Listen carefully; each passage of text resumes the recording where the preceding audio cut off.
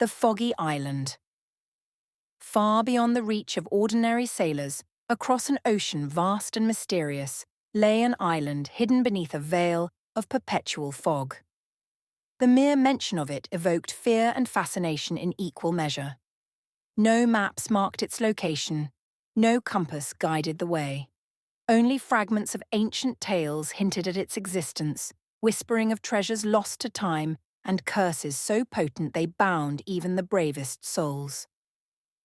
The island known as the Foggy Island was said to have once been home to a civilization so advanced its scholars wielded knowledge that bordered on magic, but envy and greed led to its ruin. The Winter Lord, a king from distant shores, sought the island's secrets for himself. When its people refused him, he unleashed a curse so devastating that the island vanished into a cloud of eternal mist. Those who ventured too close were said to disappear, swallowed by the fog, their cries carried back on the wind as a warning. For centuries the island remained a mystery, its legend growing darker with each retelling. Until one day a stranger arrived at the bustling port of Grey Harbour, seeking the impossible. Part 1. The Stranger. The day was cold, the sea restless. Fishermen hurried to unload their catches before the gathering storm, their chatter filled with curses for the weather. Amid the commotion, a man appeared, tall and draped in a cloak so black it seemed to drink in the light. His face was obscured by a hood, but his voice when he spoke carried an unnatural resonance. "I seek men brave enough to sail where others dare not," he announced, his words slicing through the din. The dock fell silent. Fishermen paused mid-motion, their eyes darting toward the stranger. "To the Foggy Island," one old sailor rasped, his face pale. The man nodded. "I know the way, and I know how to return." A murmur spread through the crowd, tinged with disbelief and fear. No one moved, their silence a collective refusal. All except for a young man named Thomas. Thomas was no sailor by trade, but a dockhand with dreams of adventure and a heart weighed down by loss. Years ago, his mother had vanished at sea, her ship last sighted near the island's cursed waters. Though many believed her dead, Thomas clung to the hope that she might still live, trapped somewhere beyond the mist. "I'll go," he said, stepping forward. The crowd gasped. The stranger turned to him, and though his face remained hidden, Thomas felt the weight of his gaze.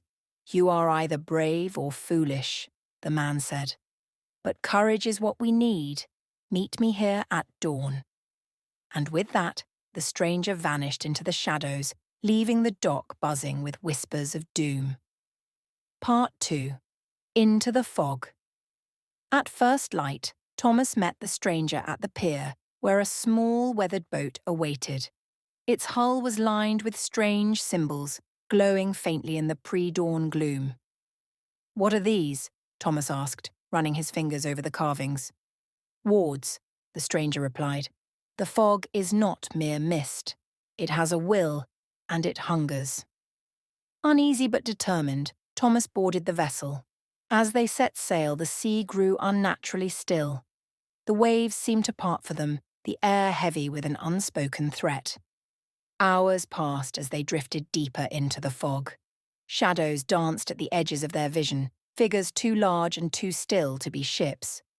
"Keep your eyes ahead," the stranger warned. "The fog preys on your mind. It shows you what you fear and what you desire." Thomas nodded, gripping the rail until his knuckles turned white, but as the hours stretched on, exhaustion dulled his vigilance.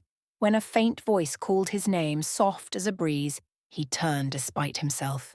Through the mist he saw her, his mother, standing on the water as if it were solid ground. Her arms outstretched, her face serene.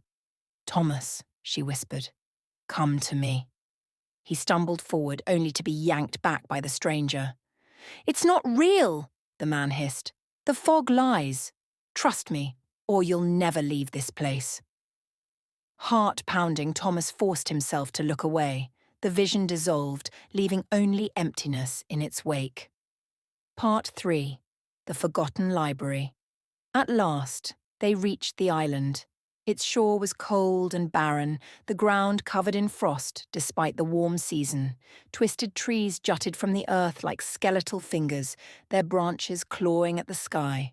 "Is this what remains of the civilization?" Thomas asked, shivering. "Only the surface," the stranger replied. "The true island lies beneath."